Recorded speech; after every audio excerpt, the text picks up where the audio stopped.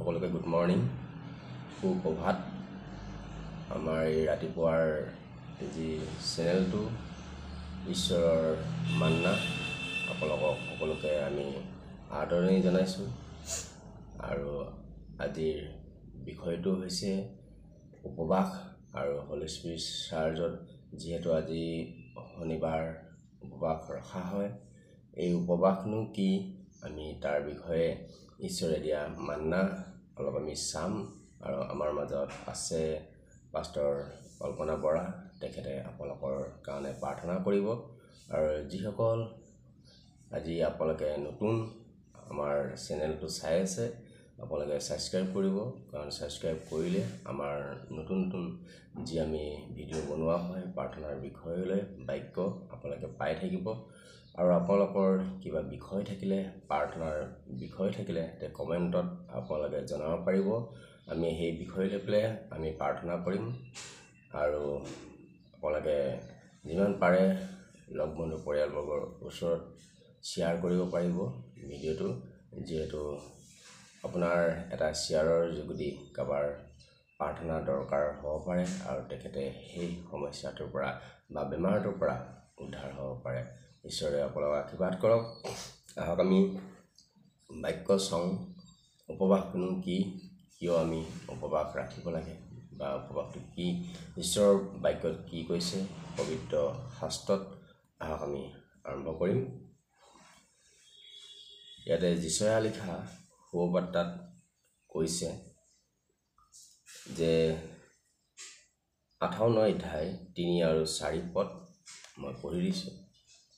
তেওঁবিলাকে কয়, আমি লঘোণ দিয়াত তুমি কিয় দৃষ্টি নকৰা, আৰু আমি নিজ নিজ প্ৰাণক দুখ দিয়াত তুমি কিয় তালৈ মন নিদিয়া। চোৱা, তোমালোকে লঘোণৰ দিনাও তোমালোকৰ নিজৰ কাৰ্য চলোৱা, আৰু তোমালোকৰ আটাই বনোৱাবিলাকক উপদ্ৰৱ কৰা। ইয়াতে কৈছে যে আমি যেতিয়া লঘোণ দিওঁ, ঈশ্বৰে কিয় আমালৈ দৃষ্টি নকৰে। তে লঘোণটোৰ অৰ্থ হৈছে,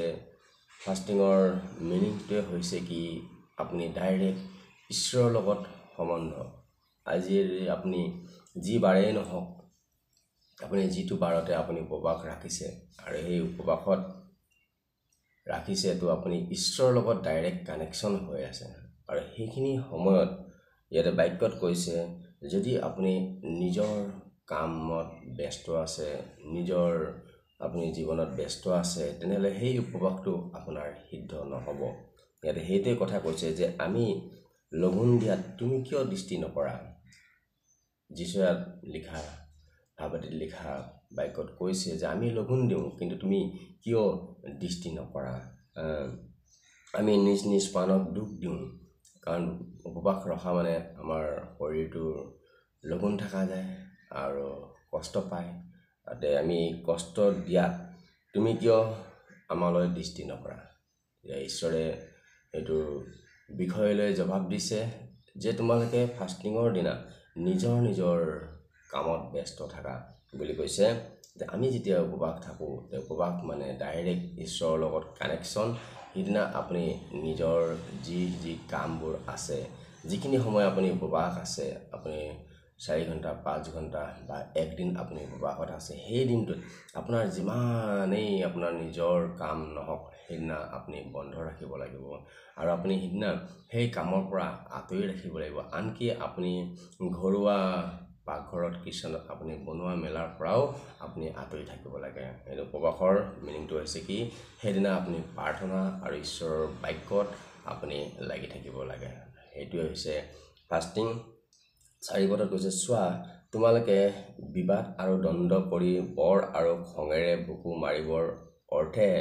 লঘোণ দিয়া। বৰ্তমানে তোমালোকে শুদ্ধ লোকত তোমালোকৰ মাত শুনিব পৰাকৈ লঘোণ নিদিয়া। কি বুলি কৈছে, আমি লঘোণৰ দিনা কি হয়, আমি খং ৰাগ কৰি পাওঁ, কাজিয়াও কৰি পাওঁ, যি টি কথা আমাৰ মুখেৰে আমি কৈ পাওঁ। তে আমি সেইদিনা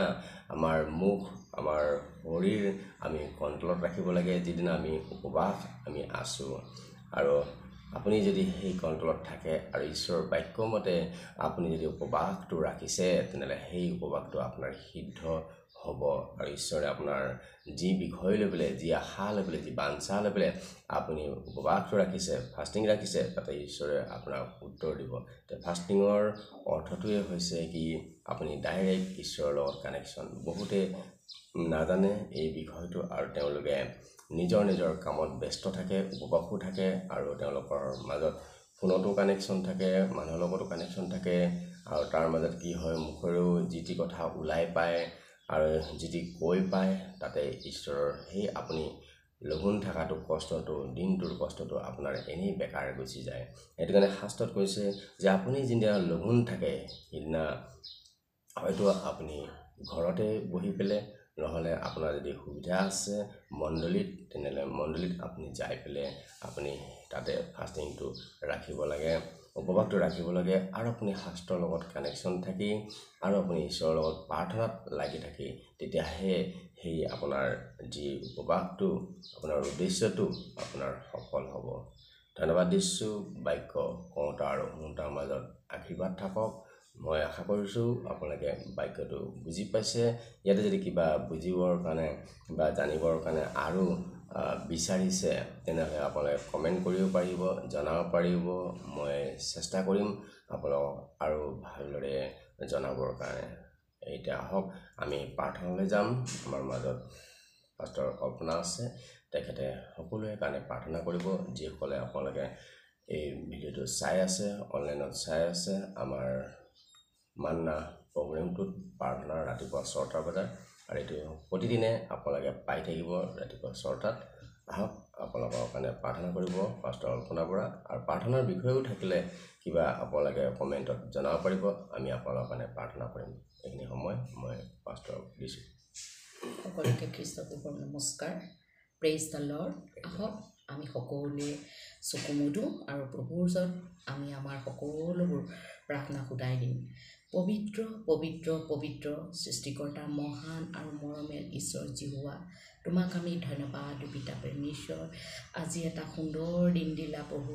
তাৰ কাৰণে ধন্যবাদ দিওঁ তোমাৰ এই পবিত্ৰ নামটো ল'বৰ কাৰণে যি প্ৰভু তুমি আমাক জীয়াই ৰাখিলা প্ৰভু তাৰ কাৰণে ধন্যবাদ দিওঁ অনেকে আজি প্ৰভু এই দিনটো দেখিবলৈ নাপালে প্ৰভু তেওঁলোকক তুমি আজি লৈ গ'লা প্ৰভু এই পৃথিৱীৰ পৰা প্ৰভু তাৰ কাৰণে ধন্যবাদ দিওঁ প্ৰভু তোমাৰ এই জিজিকাৰ হওক তোমাৰ মহিমা হওক তোমাৰ গৌৰৱ হওক প্ৰভু সকলো আদৰ সকলো মহিমা মই আপোনাক দিওঁ পিতা হালেলুয়া প্ৰভু আজি যি ৰাতিপুৱা প্ৰভু আমি এই প্ৰভু ডেইলি মান্নাৰ যোগেদি যি প্ৰাৰ্থনাত বহিছোঁ পিতৃ পৰমেশ্বৰ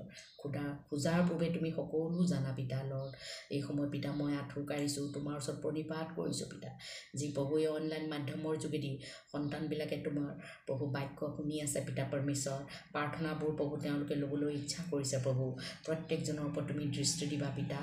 লৰ্ড প্ৰভু মই নাজানো কাৰ জীৱনত কি দুখ কষ্ট সমস্যা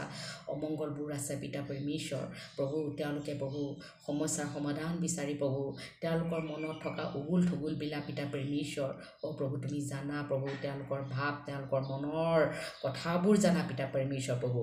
প্ৰভু তেওঁলোকে যেতিয়া প্ৰাৰ্থনা শুনিব প্ৰভু এই প্ৰাৰ্থনাৰ যোগেদি তেওঁলোকৰ জীৱনত তুমি কাৰ্যকৰী কৰিবা পিতা তেওঁলোকৰ চমৎকাৰ কৰিবা তেওঁলোকৰ জীৱনত পিতা ঈশ্বৰ আৰু তুমি যে সত্য ঈশ্বৰ তুমি যে তেওঁলোকৰ জীৱনত অসম্ভৱকো সম্ভৱ কৰোঁতা ঈশ্বৰ তাক তুমি জানিবলৈ দিবা প্ৰভু তোমাৰ বাহিৰে যে ঈশ্বৰ নাই হালেলুয়া প্ৰভু যীশু পিতা পৰমেশ্বৰ প্ৰভু তুমি সত্য ঈশ্বৰ হয় প্ৰভু এই সময়ত পিতা মই প্ৰাৰ্থনা কৰিছোঁ পিতা পৰমেশ্বৰ প্ৰভু যিবিলাকৰ জীৱনত দুখ কষ্ট সমস্যা আছে প্ৰভু তুমি তেওঁলোকক আশীৰ্বাদ কৰিবা পিতা হয় কেতিয়াবা ভুল ভ্ৰান্তি অপৰাধ হৈ যায় প্ৰভু তুমি তেওঁলোকক ক্ষমা কৰা প্ৰভু আজি প্ৰভু যি বাক্যৰ যোগেদি আমি সদায় লঘোণ আৰু ক্ৰন্দনৰ প্ৰভু তোমাৰ ওচৰত চাপিব লাগে বুলি তুমি যি বাক্যৰ যোগেদি কৈছা পিতা প্ৰভু তুমি তেওঁলোকক আশীৰ্বাদ কৰা পিতা ঈশ্বৰ প্ৰভু জানি নাজানি অনজানিতে কৰা সকলো ভুল ভ্ৰান্তি অপৰাধ ক্ষমা কৰা প্ৰভু যদি প্ৰভু তেওঁলোকৰ জীৱনত নানা ধৰণৰ দুখ সমস্যাবিলাক আহিছে মই তোমাৰ নামেৰে দবিয়াইছোঁ in the mighty name of Jesus যীশু খ্ৰীষ্টৰ নামেৰে যিমান শক্তিবিলাকক মই যীশুৰ নামত মই কেঞ্চেল কৰিলোঁ হালেলুয়া প্ৰভু তেওঁলোকক তুমি আশীৰ্বাদ কৰিবা পিতা ঈশ্বৰ প্ৰভু কাৰোবাৰ জীৱনত বেমাৰ আজাৰ আছে কিডনি ফেইলৰ পিতা পৰমেশ্বৰ লিভাৰ ফাংচন ষ্ট্ৰং নাই পিতা পৰমেশ্বৰ নানান ধৰণৰ বেমাৰবিলাক তেওঁলোকৰ শৰীৰত আহিছে পিতা পৰমেশ্বৰ ডক্টৰ ট্ৰিটমেণ্ট কৰি আছে ICUত আছে পিতা হস্পিটেলত আছে পিতা পৰমেশ্বৰ ঘৰতে চিকিৎসাধীন হৈ আছে কেঞ্চাৰ পেচেণ্টবিলাক পিতা পৰমেশ্বৰ ডায়েবেটিছ পেচেণ্টবিলাক পিতা পৰমেশ্বৰ প্ৰভু তুমি হাছত বহা কোবৰ দ্বাৰাই প্ৰভু প্ৰত্যেকজনৰ জীৱনৰ পৰা তুমি বেমাৰবিলাক দূৰ কৰা পিতা প্ৰভু তোমাক বিশ্বাস কৰাৰ যোগেদি তুমি হিলিং কৰাৰ যোগেদি তোমাৰ গজাল বিন্ধা হাতৰ যোগেদি তেওঁলোকক তুমি সুস্থতা কৰা পিতা পৰমেশ্বৰ আৰু যিবিলাকে সমস্যাত আছে পিতা পৰমেশ্বৰ আজি তেওঁলোকে প্ৰভু উত্তৰ পোৱা নাই তেওঁলোকে প্ৰভু আজি চিন্তাত আছে পিতা প্ৰভু তেওঁলোকৰ চিন্তাবিলাক তুমি দূৰ কৰিবা পিতা প্ৰভু তুমি তেওঁলোকক আশীৰ্বাদ কৰিবা পিতা ঈশ্বৰ প্ৰভু তুমি যে সত্য ঈশ্বৰ হয় প্ৰভু তুমি সকলো প্ৰাৰ্থনা শুনোতাই নহয় উত্তৰ দিওঁতা ঈশ্বৰ হালেলুয়া লৰ্ড প্ৰভু পিতা তুমি প্ৰশংসাৰ যোগ্য যি হোৱা তোমাৰ নাম গৌৰৱান্বিত পিতা পৰমেশ্বৰ হালেলুয়া লৰ্ড প্ৰভু আজি অনলাইন মাধ্যমৰ যোগেদি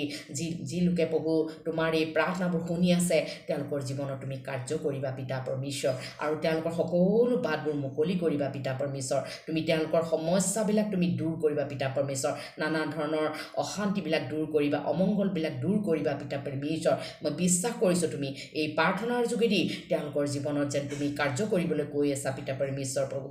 প্ৰভু কাৰ কি সমস্যা মই নাজানো প্ৰভু তুমি তেওঁলোকৰ মনৰ বাঞ্ছা সিদ্ধ কৰা পিতা প্ৰভু মঠিয়ে লিখা 21:22 পদত কৈছা বিশ্বাস কৰি প্ৰাৰ্থনাৰে যি খোজা সকলো সিদ্ধ হ'ব বুলি কৈছা হয় পিতা আৰু বিশ্বাসৰে মই প্ৰাৰ্থনা কৰিছোঁ সকলো সন্তানবিলাকৰ কাৰণে পিতৃ তেওঁলোকক তুমি দয়া কৃপা কৰিবা পিতা তেওঁলোকৰ মনৰ বাঞ্ছা সিদ্ধ কৰিবা পিতা বিশ্বাস কৰিছোঁ তুমি মোৰ প্ৰাৰ্থনাবোৰ গ্ৰহণ কৰিছা কিন্তু খুজিম প্ৰভু খোজাৰ পূৰ্বেই তুমিতো সকলো জানা পিতা পৰমেশ্বৰ এই সকলোবোৰ ধন্যবাদ প্ৰাৰ্থনা ত্ৰাণকৰ্তা একমাত্ৰ উদ্ধাৰকৰ্তা পিতৃ প্ৰভু যীশুৰ নামত মই অৰ্পণ কৰিছোঁ amen praise the lord praise the lord praise the lord ধন্যবাদ দিছোঁ আপোনালোকৰ বহুমূল্য সময়টো এই ঈশ্বৰীয় মান্নাত আপোনালোকে দিয়াৰ বাবে আকৌ আশা কৰিছোঁ আকৌ আমি অহাকালি ৰাতিপুৱা 6টা বজাত লগ হ'ম ধন্যবাদ praise the lord praise the lord